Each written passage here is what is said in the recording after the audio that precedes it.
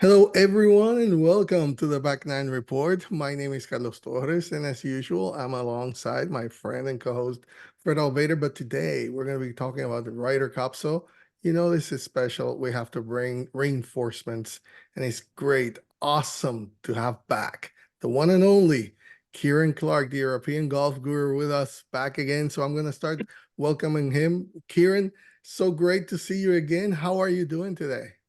I'm very well, Carlos, and it is absolute pleasure to join you and Fred again as always. And it's been a long time coming, of course, but obviously big occasion, the Ryder Cup. So having the three of us together delve into what I think has the potential to be one of the tightest, most intriguing matches that we've seen for many years. So obviously the last five Ryder Cups have been won by the home team. To be honest with you, quite convincingly. So I think we're due a real edge of the seat thriller, and hopefully we see that this week at Bethpage Black. Can't wait to talk about it. Hey, Fred. Hi, how are you today? Well, I am fantastic. Really looking forward to chatting with Kieran and Carlos about the upcoming Ryder Cup. But unlike Kieran, I don't think it's going to be that close, Kieran. Oh, Oh, wow. what an That's easy European win? Surely not, Fred. I absolutely do. Yeah. Oh, the shocker here is Fred is admitting to that. That is a shocker right now, right there. But hey, let's just start talking a little bit about it. And as you know, the Ryder Cup is going to be at Bethpage Black in New York. This is more than a tournament. It is a gladiatorial chess match where individual brilliance bows to team solidarity, and every swing is magnified by the roar of the crowd. So let's start talking a little bit about the Ryder Cup. And Kieran, I'm gonna go first to you. About mhm. the history, what's your feeling about the history of the Ryder Cup? Well, obviously the Ryder Cup was back almost a century now, 1927, but really it's it's in several different eras. We had obviously the older era where it was not particularly competitive. It was still a great event, but it's more of a real exhibition, which it technically still is, but it felt more like an exhibition match back in the day. But then, of course, towards the late 1970s, the US were dominating it. It wasn't really going anywhere. And then they thought, well, let's bring in continental Europe. And you saw Seve Ballesteros, Bernhard Langer, that generation of players complement the British and Irish team. And that made a formidable team. Going back 40 years ago now, when Europe won for the first time in decades at the Belfry in 1985. And that really began what has actually been quite a dominant 40 years for the European team, apart from a few victories for the US here or there. But since then, really, the event has gone from strength to strength. It's become bigger than ever before. The crowd interest is massive. Media attention is huge. It's now one of the world's great sporting events because you have that gladiatorial head-to-head team environment, which is so different for golf. And again, when it's close and when it's tight, when the matches are going down to the stretch, it is probably the most exciting event in golf when it's that in that way. But so the Ryder Cup has been a fantastic event for so long. I've always enjoyed watching it. I said before we started talking here, there's so much hype, maybe too much hype. But when it actually gets going on Friday morning, then you think, yeah, this is actually a really good spectacle, not just for golf, for sport as a whole. So, and I think this week, obviously Fred's putting down the chances of his team. I think that's just lowering expectations, so he can't be disappointed. So anything better than that's a bonus. But I think this week could actually be quite intriguing because I think there's a few outliers in the American team that could actually surprise us. Not least the captain Keegan Bradley. So there's a lot to look forward to, and I think this week has the potential to be a surprise and maybe in a classic. Wait and see. Hey, Fred, that's a great take. Now, how about you? What you think about the history of the Ryder Cup? Yeah, as Kieran said, it began in 1927. But I keep telling you guys, I've told you guys for years that Ohio is the center of the golf universe. So here are two more points for you to ponder. Okay, in that argument. Number one, the original idea for the Ryder Cup came from a man from Toledo, S.P. Germain, who was very involved in golf. He is the father of Toledo golf for sure. And he sat down with USGA people in New York at dinner one night and then floated the idea what we need is our best players from America against a team of the best players from Great Britain and Ireland. And that became the Ryder Cup. And then when it was so one-sided for Great Britain and Ireland in the mid 1970s, Jack Nicklaus sat down with the GBNI people and said, "Hey, you really need to add Europe to this equation because that would bring in Seve Ballesteros. That would bring in Bernhard Langer and a couple other players that made huge contributions to the Ryder Cup and made it much more competitive. So Seve was the passionate leader, of course, being added in 1979 was the first time that the European continent was added in as a team. And Seve amassed a record over the years of 18-8-3 in singles, but he was the emotional leader for the Europeans and set the table for the dominance that the Europeans have seen over the last 30 years, Carlos. Over that, and I think we talked about this before, over the last 14 Ryder Cups, Europe has won 10, United States has won 4, and I think that trend will continue this week, Carlos. Okay, he's revealing the last part for us, so we won't talk to Fred about who he's picking.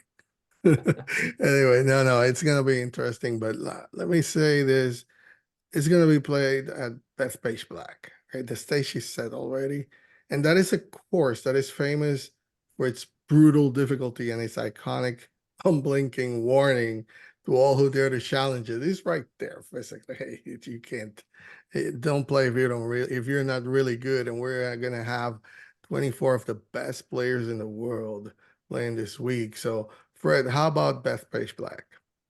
I'm going to keep it real simple. It's really tough. That warning sign that you referenced, they hung it above the tunnel that you go under the stands at the first tee, so the players all have to look at that when they go under there, so they know they're playing a really difficult golf course, which they already know. Just a couple numbers. It's a par 71, can be stretched clear out to almost 7,500 yards. A par 71 has a 78.0 rating with a 155 slope. All that means it's really hard, Carlos. I know we talked about setup in previous shows for this, how it could favor the Americans, and they're saying the rough isn't that high, so maybe the Americans can go ahead and bang away on their drivers down there. But it is really, really difficult. The greens are a lot of them are elevated. You got to carry bunkers, deep bunkers, not just I'm talking about 7-8 foot deep bunkers. And you've just got a lot of issues there. Greens that set at funny angles to the approach shots. Um, just say that it would behoove most of the players to hit the fairway and then try to figure out how to get on the green, Carlos. Most definitely, this is one of the most difficult courses that you will find. And Kieran, how do you think that's going to fare for the Europeans? Because as we know, the captains and the home team always tries to put the home course to their advantage. So how about the Europeans, where they are usually the ones that have the skill against the power from the Americans? There seems to be this course is favoring more skill players and power players. I think power is in the modern game, it is always the ultimate attribute. And I think you come to a golf course like Bethpage Black, and Fred's right to cite the bunkers and so on. But the thing is, go back to the 2002 US Open there.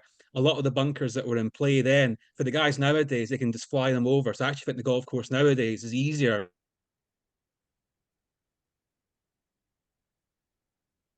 I think these days, obviously, we mentioned earlier how the home team has dominated the Ryder Cup in the past decade or so, and that has often been the case. But I think nowadays, with so many of the European players, most of them, in fact, being based primarily in the United States, playing the PGA Tour week in, week out, they play the same golf courses as the American players typically.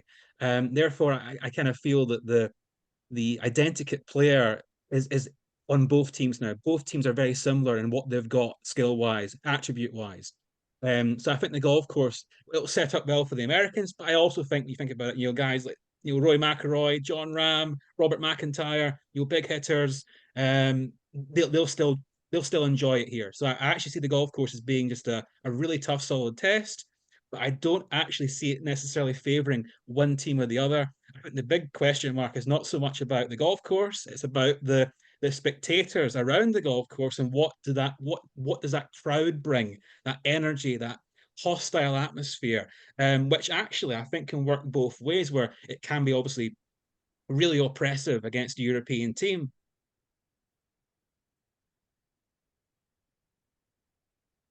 just turn against their home team. So the pressure works both ways, and I'm fascinated to see how these guys react to what will be a really, really tough crowd. Definitely. And let's talk now about the teams because I think that I see it as a chess match for both captains, Keegan Bradley and Luke Donald. When we saw the teams, they revealed to me two diametrically opposed philosophies in their selections, which set up the stage for a compelling strategic showdown. And I do think it's going to be a close match, but let's start talking about the Team USA, the home team. Um, US Captain Keegan Bradley, he revealed his six captains picks, and it seems like a strategic calculus to me. It's like aimed at constructing a cohesive unit rather than simply just selecting the next best players on the points list. So I'm gonna start with you now, Kieran, talking about the home team. And let's start with the captain's picks before we go to the whole team and the pairings and all that. What were your thoughts the first time that you saw the US captain's picks? To it. And of course, we're in this kind of fascinating, unique situation where, let's be honest with you, the American captain is one of the best 12 American players this year. So Keegan Bradley would be on the team in any other year. And he took himself out of that situation, I think, in many respects, quite rightly so. Although I would quite have enjoyed to have seen the theatre of the captain actually being a player as well. But I think the picks he made were, again, there was some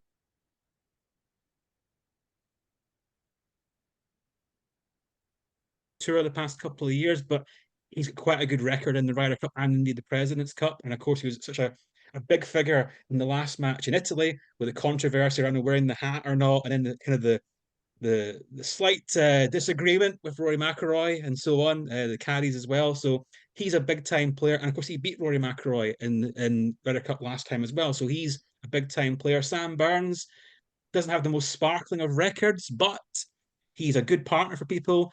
Good friend with Scotty Scheffler, but also he partnered well with Colin Morikawa in the last Ryder Cup and indeed in last year's President's Cup. They were a good pairing together. And Morikawa's form hasn't been great.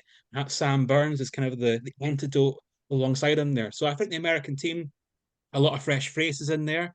Spawn, of course, the US Open champion, and then Russell Henley, who I actually think could be one of the breakout stars, where a guy he's been around for a long time now, he's in his mid-30s, he's waited a long time for this opportunity, he's got it. He's a very streaky player. When he's on, he is really on, can hold putts from everywhere, and he's the kind of guy that I could see being a surprising leader for the American team. So I think the US team has a good mix of youth and experience, new guys, experienced guys, a good balance in terms of the potential pairings. Big question mark again is Keegan Bradley, a very unique captaincy. He's been giving it this week all the big speeches, a lot of kind of the off the course, trying to motivate his players. So that, again, but so much pressure on him because it is a unique captaincy. The PGA of America went a real left turn with their choice of giving him the captaincy last year. Maybe they shouldn't have done, given he was still a very active player and still is. So if it goes well, it will be seen as a masterstroke. And if it doesn't go well, then it will be seen as being a total disaster. And so there's a lot of pressure on Keegan Bradley, but I think he's the kind of guy where we all know the passion he has. Um, you can see him giving more passionate speeches than certainly Zach Johnson did a couple of years ago, which didn't go very well at all in so many respects. So I think Keegan Bradley, he's a real left field choice for captain. But sometimes the kind of the surprising shock, imaginative ideas, sometimes they work, and maybe he can galvanize this team to overcome what is a very strong and very experienced European team.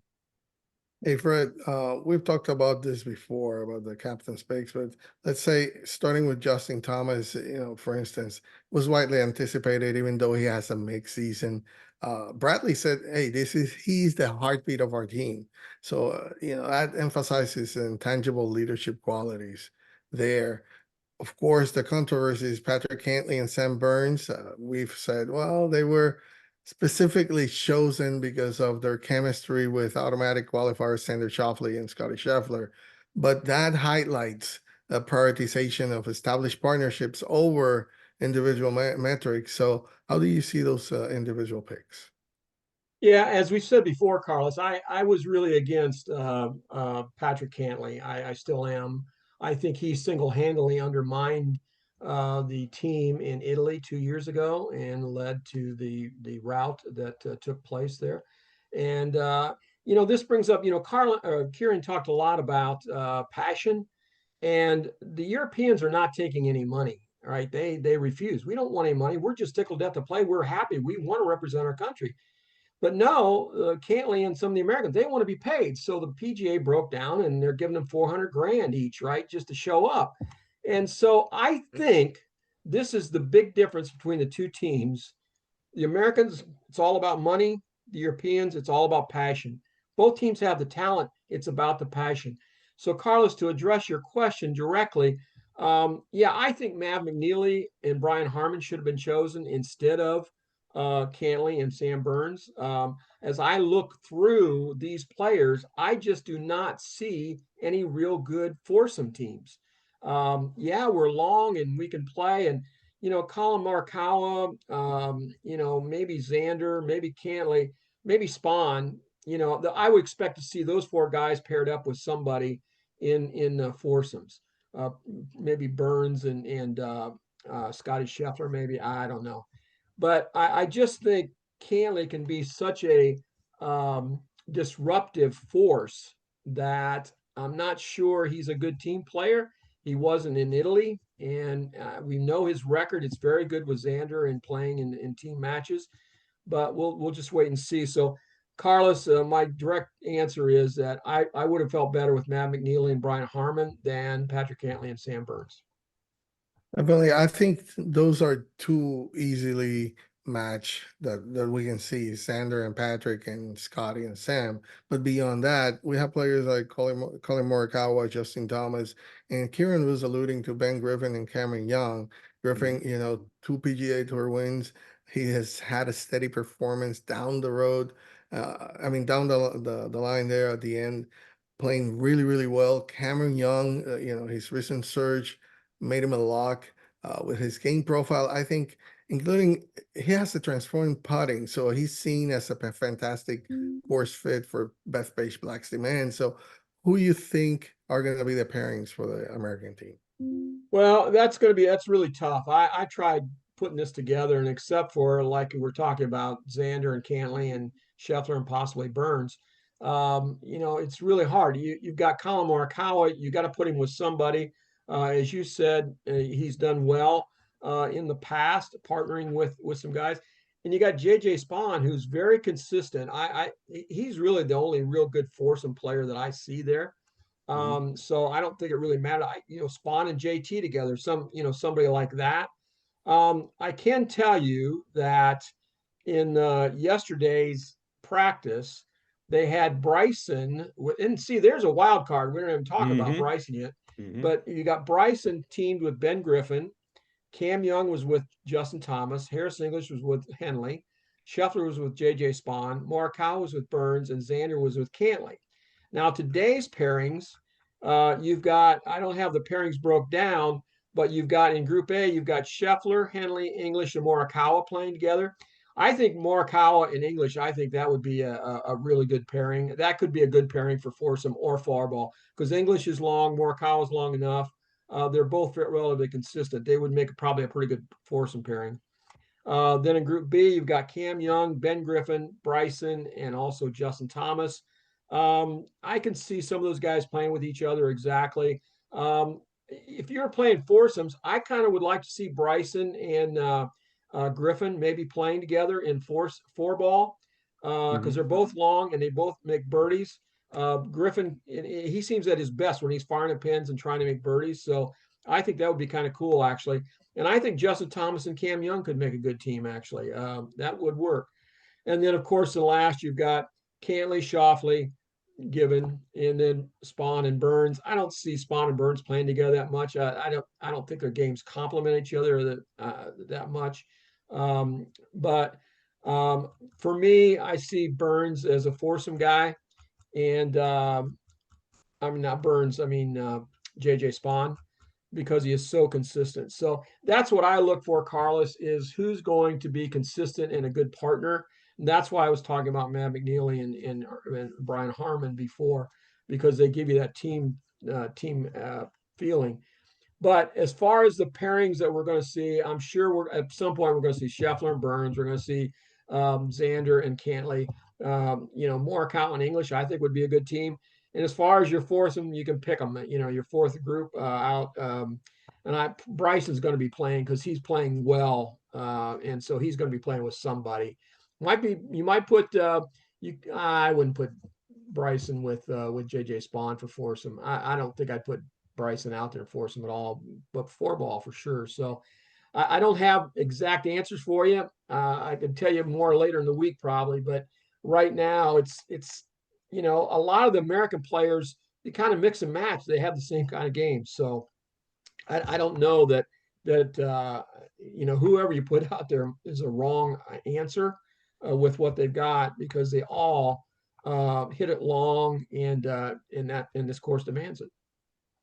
I think, Kieran, and I've said this, which is the difference this year for the US. I think they're trying to replicate some of what the European success has been, which is more focus, strategic focus on qualitative factors like team dynamics and momentum over pure quantitative ranking, right? Which is a profound signal to me that the US is striving to overcome the historical struggles with cohesion, particularly in away matches. This is home now, and they're Yeah. trying to do that. So how do you see uh, the strategy for Keegan Bradley, and which pairings do you see coming?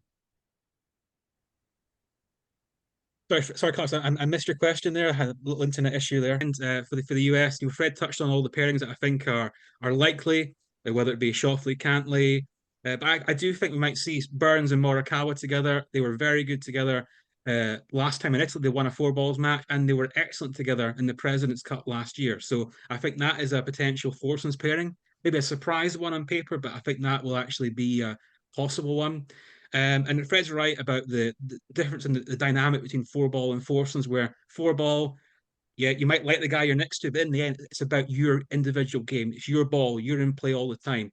And that's where you'll see DeChambeau, who's explosive, powerful, can make lots of birdies. He'll be a great four ball player. But of course, at the same time, he's a bit erratic. So maybe not a foursomes player. Put Bryce next to a very solid, dependable player like Griffin or JJ Spawn in four ball, and that'll be very hard to beat. But I think crucially, Carlos, I think it's all about the foursomes really here, because in the end, that's where the team dynamic is most important, because you're playing with somebody. So the games have to mesh together, the personalities have to combine together perfectly. And that is where Europe has done so well over the years. Now, of course, last time out in Italy, Europe won the opening foursome session 4-0. Then they came back on Saturday morning and won that session 3-1. So that was 7-1 overall in aggregate in those two sessions. And that's why Europe won and ran away with that Ryder Cup. Whereas in 2021, the US came out strong in foursomes and was really good on both sessions and actually won those two sessions combined 6-2. And this time, once again, foursomes is the first session on both Friday and Saturday. So that session there, that is where the Americans have to be competitive. They cannot go down by 3 or 4 points. They have to be even 2-2 gives them a platform to be competitive over the next 2 days. And that platform can make sure they're still within touch at worst going into Sunday. And if you're still within touch within 2 or 3 points going into the last day, then you still have a great chance. Obviously, remember Medina in 2012, Brookline in 99. It's about getting to that Sunday singles, 12 points up for grabs, still in with a chance. And the only way to do that is to be competitive in the foursomes. If America struggles as they did last time in the foursomes, then it will be, as Fred predicts, a comfortable European win. But if they can come out of that Friday morning 2-2 in touch, then I think they've got a great chance. Most definitely. Let's talk now about the European team. I see that Luke Donald's approach stands in stark contrast to Bradley's. Donald has opted for continuity, returning 11 of 12 players from that 2023 triumphant team. The sole change is the inclusion of Rasmus Højgaard, who automatically qualified and will replace his twin brother Nikolai. So the picks: John Ram, Shane Lowry, Sepp Straka, Victor Hovland, Ludwig Aberg, and Matt Fitzpatrick's all were integral to that win in Rome. So it definitely proves that complete faith in a proven core. And Donald's rationale was simple and powerful. He said, and I quote, they're players that they understand they can go head to head with the Americans have a track record of competing successfully against them. So what's your thinking about the picks and the whole European team?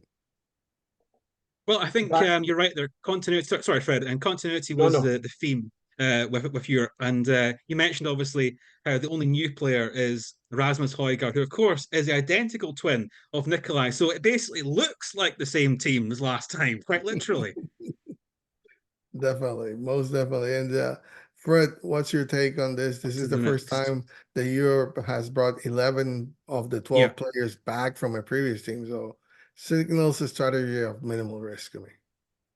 Uh, Luke Donald had no decision to make. I mean, it was just automatic. Mhm. I told you we talked about this a couple of weeks ago. When you went down his list of his top 12, I mean, it was automatic who he's going to pick. And you got to pick Rom then off the LIV because you've got to have him. And so again, you've got 11 of the players that won in the Italy, and you just mix and match, put them right back in, rinse and repeat. Just like in Italy, you're going to have the same pairings, the same kind of deal. I don't think there's any decision for Luke Donald to make. I mean, he just stands there, fills out the card, and turns it in. I think this is one of the easiest Ryder Cups for a European team captain ever. And to make a point, Kieran was talking about singles, and he's exactly right. Even if the United States in the past came out of the four ball and the foursomes 2 or 3 points behind, they knew that their team, man to man, was stronger individually. So when they got to the 12 singles matches, when you got down to the lower players for the European team, you had pretty good confidence that the Americans were going to win most of those matches. So if you notice, even at the top, they would be kind of divided European win, American win. But when you got down to the bottom, then it was more American red flags on there. This year, I don't see that happening. If the United States is down coming out of Friday and Saturday team matches, I don't think they're going to win the single session. I just don't see it happening because man for man, the Europeans are better than the American team right down the line. I mean, who's better, Rory or Scotty? Right? You pick them. All right. There's nobody better there, and it goes right down the line. Rom or Sam Burns. I don't. They're just loaded. You got major winners in there. You got guys that are winning right at the end of the season. Rory just coming off a win. Rose and Fleetwood just won in the playoffs on the PGA Tour. So they're strong. They are just so loaded. I really think, to Kieran's point, that the United States has to come out of the team matches with a positive point total. They have to be up 1 or 2 points or 3 or 4. Well, that's not going to happen. They have to be up a couple points to have a chance in singles. That's my take. All right. Well, I think the picks were not as straightforward because you say there was Matt Wallace who was right there 12, and man, he broke down in tears when we didn't make the team, which makes you wow, oh my God, how much it means to the Europeans. And maybe you would say there was a winless veteran like Shane Lowry over a two-time winner in 2025 like Marco Penge. So there were a couple of players that you can feel like there were snubs, but Fred, how do you see their pairings coming up? Well, I think you're going to see a lot of what we saw in Italy. What was it? Rose and Fleetwood, were pretty good. You've got, of course, Shane Lowry and Rory. They'll be the bell cows. Those two teams probably.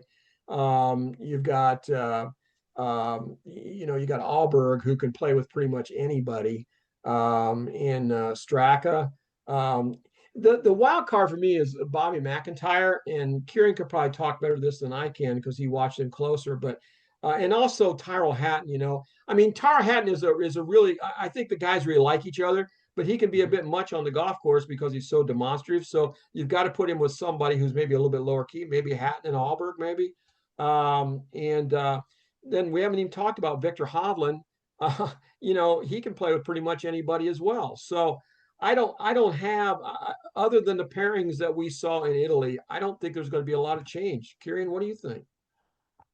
Yeah, I think it's interesting because obviously there are some changes this time in terms of the experience. Where last time Robert McIntyre was a rookie, this time he isn't. And since that previous Ryder Cup, he's played in the United States from home. And last time out, he had Justin Rose kind of holding his hand all the way through it. He did very well. But this year, Rose might go with Rasmus Højgaard, who's the one rookie on the team. That could be the veteran with the young guy. That could be that dynamic there. Whereas McIlroy paired up brilliantly with Tommy Fleetwood in Italy. They were a very dominant force in the sessions last time out. So that could happen again. Obviously, Lowry's there as a potential wild card, but Lowry as well, he could go with lots of different players because he's very adaptable. So much quality to his game. Great experience as well, and he really enjoys the environment of the Ryder Cup as well, and he brings that passion to it too. Ludwig Oberg, as you touched on, Fred, he is again he's just so dependable, so reliable. But last time out, you remember he paired up with Victor Hovland when they absolutely crushed Scheffler and Brooks Koepka in a 9-8 win, absolutely staggering result. And we might see that repeat again. Who knows? Not the outcome, but often several teams. They spent a lot of time with each other the past couple of weeks. They went out to Bethpage Black 2 weeks ago for a little kind of reconnaissance session. They've played together on some of the golf courses in Long Island in the last few days, like Friar's Head and so on. So they've been together, team bonding. They enjoy each other's company. Tyrrell Hatton, Fred touched on, obviously is a bit of a fiery character, but he's also an extremely good player. And even last time, amazing golf games as well. So I think the European guys pair up so well. Sepp Straka, who had a great beginning to the year, maybe is a bit of a wild card because he's coming in a little bit undercooked, perhaps. So whether we see him play for too many sessions or not, I'm not too sure. We might even see him play with Robert McIntyre. It's kind of like a surprise pairing. I wouldn't be surprised to see that one potentially pop up. So there's a few outliers there. I think while the team is consistent, and obviously the logic would therefore be, well, pairings will be the same as last time. I think they mostly will be, but at the same time, I see a few little surprises here or there too, depending on the format and depending on the form of the week, obviously, who's playing well this week. So I think Fred's right to big up the European team because it's been a long time now since we had an away victory in the Ryder Cup. And for this generation of players, this is probably their best chance to play what is a fairly patchy American team with potential, if not necessarily proven results against a rookie captain. And then they have their experience. So I think this is if Europe is going to win away from home, in the next decade or so, this right here is their chance because next time out, 4 years down the line, next time in America, Rory will be 40, Ram and Hatton, will they be burned out by the live lifestyle, all that kind of stuff. So for this generation of European players, this is them at their peak. Therefore, if they're ever going to win away from home, it'll happen this week. All right, so it's time to pick who's gonna win. We already know what Fred's gonna say, but I'm gonna ask him anyway.